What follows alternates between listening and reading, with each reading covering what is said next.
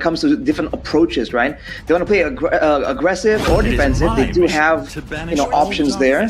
But I think again with Keski at the helm, RRQ, they've faced great drafters before, and usually you don't want to be too comfortable going up against Keski because that's where he's gonna catch you off guard. And here we go in the drafting phase presented by the official tournament smartphone, Samsung Galaxy S25 series. A set of bans, the Fanny taken out, the Uranus and the Kalea, respect to. Meanwhile for RRQ, it is them still banning the Wanwan, the Juicin, and the Yisunshin. They go for the CC and Farsa on 1-2 red. This is a very strong combo coming in from RRQ. Any thoughts though, Mirko? Strong, but honestly, very risky to pick against a Lancelot. Going for the Farsa up against a very highly mechanical player in Endoryu. They actually have witnessed this in real life, right? And the fact that they didn't go for the Phoveus is quite wild in my opinion. Again, the Herod comes in with the Lancelot. That's a double dash for NaVi to really start to dive on Farsa and CC a lot of times. And NaVi can still also look for just CC, something that has been a common occurrence here in MPL ID ever since week number 2. When you see CC, you just build a composition with more lockdown to shut them down. Long-awaited this glorious day. Yeah, you just want to fight fire with fire, basically. So, power control is a solution for CC. Now for NaVi, they're going with the different approach. They just want to have the mobility. They want to have the chase down. Now with the addition of that Lapu Lapu, this Farsa pick is looking more and more vulnerable. So, man, I wonder what's in store for RRQ. What do they want to pick here initially in the final pick of the first phase? The Lapu Lapu pick seems to be very strong. But again, up against the CC, I think CC has been the poster girl of XP lane in MPL ID so far. In MPLs, basically. Definitely. It used to be the Terizla, but now it's CC. So, hey, there goes the CC, a very strong pick enough for RRQ. They want to go for the Kacha. What for though, Mirko? I think it's mainly just to react. Again, they already have a very vulnerable mid lane. They need something more to peel, and the Kacha enables that, right? You bring Revitalize, so you get a little bit more sustain to the rest of your team. Plus, obviously, the taunt, the AOGs, whenever NaVi actually decides to fully dive on RRQ. But it's also just the normal combo that we see in MPL ID or in just MLBB in general. You put the curtain call down and then the AOG follows through. Now the big question for me is, why haven't they picked up a jungler? Because I think the jungler is definitely going to get limited even more. Usually you see the Lancelot Yisunshin as, the trade. The Yisunshin was banned by RRQ, so you would think maybe the Joy could come in. But NaVi have already stopped that from happening just with the Harith pick. They're even bringing out the box check here, NaVi. So they're kind of aware that RRQ wants to have that rotational speed. With the Khalid already banned out, I think that's the one thing that they're kind of aware about, right? We've seen how good a Khalid can really affect the mid lane, allowing more rotational options. So with the Gatot and Farsa, I feel like, again, rotation is what RRQ wants to look for. But if they want to go for that kind of approach, I feel like they need a bit more of a playmaking hero on top of the Gatot Kacha. Because at this point, even if you have the wings by wings on Farsa ganking around the side lanes without a good setup, I don't see how this lineup from RRQ is really going to operate. I'd argue that the Gatot Kacha was picked up to kind of peel for RRQ, but they go for the Joy ban. So now, limited picks for the Assassins or for the junglers. It's not going to be the Moskov being picked up. So what do they go for the jungle here for the side of RRQ? I think the easy answer is the Hayabusa. I don't know why they actually banned out the Joy. I thought, again, with the Harith pick, you've kind of taken the Joy out. But yeah, they've actually banned the Joy, given an opportunity to RRQ to pick up the Hayabusa, which has been picked before, unless NaVi have a way to deal with it. But what's it gonna be? Do they go for Cho now in Rome? Get that mid prio together with the Juice? No, the Juice is actually taken away. And you can't really go for Yve either, because RRQ have a really solid box to play with. Yeah, certainly a bit of a puzzle here for NaVi. In theory, they want to go for something a bit more divey though, I feel, right? If they go for something like a backline, it's going to leave them vulnerable. So actually, a bit of both technically. A Kimi, good clear, good early game power as well if they want to brawl out the level 1, level 2 situation. And they can kind of bait out engages with the Traction Pulse. Not a bad idea, but I feel like it's going to be tough for them to catch RRQ if they're only relying on the Traction Pulse and the Glorious Pathway. And as you predicted, Mirko, the Hayabusa comes through. Yeah. I don't know about the Hayabusa pick being left open like that. I think RRQ Hoshi got more of the advantage here in the game just through the snowball though. Big contention point will be on Turtle 1. That turtle is going to be very, very important for both teams, rather for RRQ too, because they want to activate the snowball. Late game though, the Harith does fare well, especially up against the Moskov, but at least the Moskov late game is going to be a different monster too. So take a look at the draft here, the counter indexed for both teams, favoring more towards NaVi, Arashi. A counter index was and lineup rating wise, more so on NaVi, but hey, you have no idea how this early game is going to play out. I think KSQ definitely have a plan here. Will RRQ cook, or will NaVi be able to entrust even more faith in the NaVi Nation? Welcome to MPL ID today. Land of Dawn we go. First match of day 1. It is NaVi up against RRQ Hoshi. Let's see it. Will RRQ be able to derail the hype train of Endoryu and Ukir? Or will it be the Kings forced to bow down to the new kids on the block? Looking at the clash of the young bloods right here, Ukir against Rins. See, again, the aggressive nature from both laners can be understated, but already you can see Rins getting bullied out. Either wasn't there to really contest the early levels. That's a lot of damage though on Ukir. Uh-oh, Kwanchado coming down too. Apro, still able to save the Revitalize. Actually not going to be used at all. And Doryu going to be chunked by Rins here. Stunned out, the Revitalize finally coming down. And Zunesh will pick it up with the Retribution. And Doryu forced back into his own jungle. Is that a winning trade for RRQ, Arashi? I think it is, man. They did a great job. They're stuttering, they're engaged. They didn't really go all in, knowing that Ukir wants that to happen, right? He wants to spray everyone down, do tons of damage. They actually waited and then went for short bursts of damage that kind of suits their composition. Looking at the emblems by GameSmax, though, you see the tenacity built by Rins. He understands there's a target on his back. Whereas for NaVi, again, you're seeing the bargain hunter on both the mid and gold laner, so they aren't really concerned about the aggression of RRQ, and that might come back to haunt them later on. Survivability is indeed the name of the game for Rins, because this Farsa can be so delicate, so fragile too, especially when the Lancelot is up there just diving onto you. Plus the high loss with the Glorious Pathway, so he needs that feel, but they want to go for something here. Oh, great taunt in the caught. Apro solo taken out by Zunesh. Great isolation by RRQ. Man, Afro being a bit too aggressive there. No Revitalize already.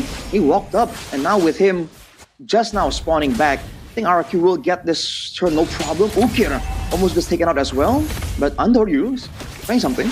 Yeah, he's kind of a tough spot. Actually doesn't land the Oh, puncture. what? He's all alone, but he gets the retry. Wins it out against Zunesh.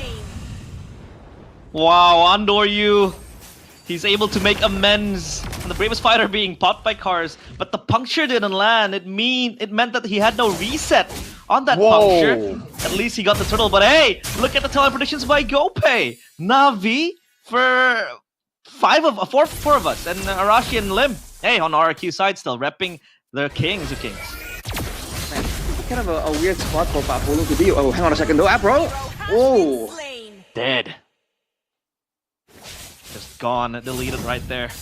What is happening here, RRQ? They're making very good choice of that early game. Hold up, the kill again. Ukir's gonna go for the chase down. Zunesh gunned down by Ukir on the Kimmy. Up top, it's a 1v1 duel right now with Cars winning out in the battle and clearing out the lane to get the tempo on the map. Great moves here from both teams, honestly. NaVi is doing a great job kind of striking back, but in the end, it's only one kill, and it is onto Ukir, but technically that's RRQ kind of overextending. If RRQ wanted to play the disciplined game and let go and make sure that they don't give up kills, you know, even though they'll miss out on the kill, they'll be fine. But NaVi somehow, by the way, is winning on a lot of these neutral objective contests. I don't know, man. That's a kind of a creepy thing to be seeing here in the early game, because you get the feeling that this might kind of hinge on a big Lord or Turtle take. Creepy is the word. Let's take a look at the audience prediction. Mostly still NaVi, but Cars pressured. He will be fine, will he? Great flicker out, but the lethal ignition still was taking on him. So big resources burnt out. Flicker, bravest fighter too. NaVi get the mid prio, but the turtle is still 10 seconds away from spawning. Ooh, all right. Now with the mid lane cleared as well, RRQ certainly have the pressure here, and they still have that Revitalize. I think Edok hasn't really been forced to pop it just yet, at all in this game. You see RRQ with the gold advantage trying to go for something. They have the more significant burst, so Navi needs to be careful. Phantom Execution not landing there. It's going to be the chase on Rins, but a Thorn Rose to Rins. Still able to get away with the wings by wings, and the curtain call locks him down. That's an SOD landing as well as Edok gets caught in. Some Force coming down with Chive, doing a whole lot of damage with the chrono dashes, and gets one. Cars with the Bravest Fighter gets a stun over to Toy, who has Flicker. That's a good immobilization, but there's no capitalization just yet. Chive waiting for the cooldown to be back up as Zunach walks in with a Shadow Kill and Retribution. Used up Chive, able to survive now, and that's no retry on RRQ, which means Navi should get this for free. Rin still flying by, and it is Andoryu without a retry picking it up. Wow, our RRQ looked lost in that team fight. What happened right there, Arashi? Seems like they really wanted to go for a decisive pickoff. They went for the big ultimate, right? The AOG, the Feathered Airstrike, but they were unable to get anyone. And once that happens, you saw them kind of scramble, try to find anything, and even Zunesh tried to go for a solo kill and use the retry because there isn't really much option left there as Rins tries to get cars. Ooh. Oof. Oh, so close. Still, Cars able to survive and recall. Oh, mid? Res is really low, but Ukir couldn't get the shots down. And so far, it doesn't look like anyone has picked up the Sky Piercer just yet. Yeah, he's gone for the normal. Blue team turret has been destroyed. Right. No real Sky Piercer rushed out just yet. But now that Rez has had the War Axe, I think he's going to have a bit more presence in these team fights, right? More sustain, more damage, more kill threat as well. The thing with Navi's composition is that everyone is so far up in the front, but they can't really force a proper fight. So if they take counter engage, they might just win it out. No AOG for Edok. Two magic damage dealers doing a lot, but Toy got a great Spear of Misery to stop that from happening. That's a beautiful pin down right there. Just trying to delay the advances of Navi. But yeah, two glowing wands purchased by both mid laners means that the roamers don't really need to rush that dominance ice to go for the anti-heal. Edok! Ooh, great pick. Wow, with the traction pulse, the cancels on the AOG. That's a quad shadow not landing. And RRQ, again, are forced back. Their frontliner is down. Again, Edok, no revitalize and on low HP, just walks into the mid lane like that. And it doesn't seem like the team was ready to back him up, worst case scenario. So it seems like when things go their way, they do have that foresight.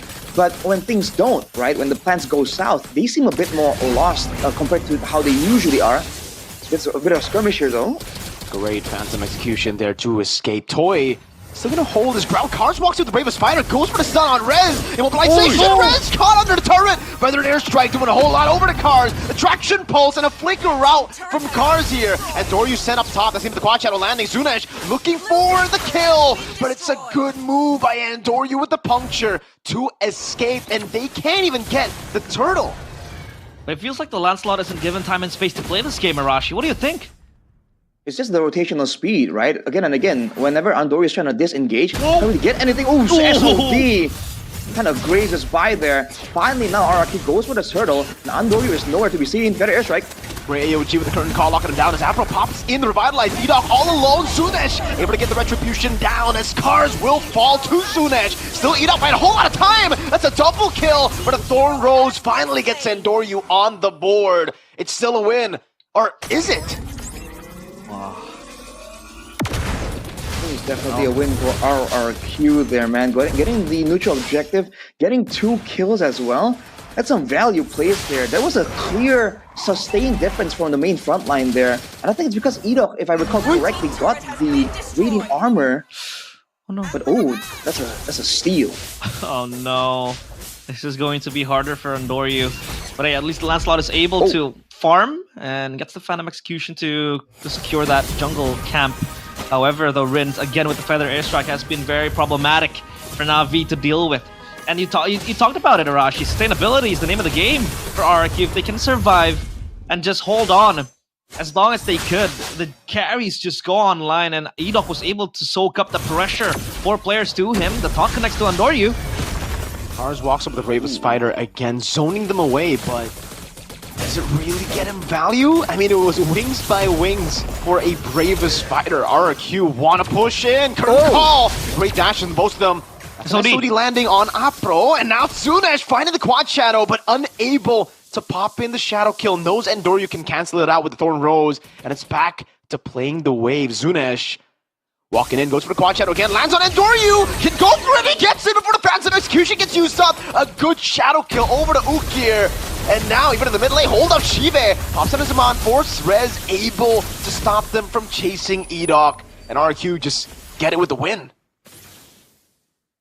With the high kill pressure here, they're having a great time zoning out, shutting down Andoryu, because again, Ukir and Shive are gonna require a bit more time before they can actually be like the main threats from NaVi. And the fact that Edok has already gotten the Radiant Armor. Oh, Rinse! Oh! It's caught, Rainbow Spider, Rinse! Fall in here, Rez with the vengeance. He's gonna be locked down quite a bit. Car's able to get it, but the AOG only lands onto the high-lows. Shive with a Synchro Vision coming down. Toy! Doing a whole lot of damage, and Zunesh dismantling the back line of NaVi. RRQ shutting down NaVi. And NaVi now no chance to really contest this, Lord, at least. Andoryu. Oh! Crisp your misery! The angled shot by Toy as he uses skill 1 to reposition. An all-out win for RRQ, and you can see the objective conversion. Oh boy, dude, now you can see the snowball really start for RRQ. We talked about the aggression, and NaVi were able to withstand for a long time, but I feel like they miscalculated the mid-game there.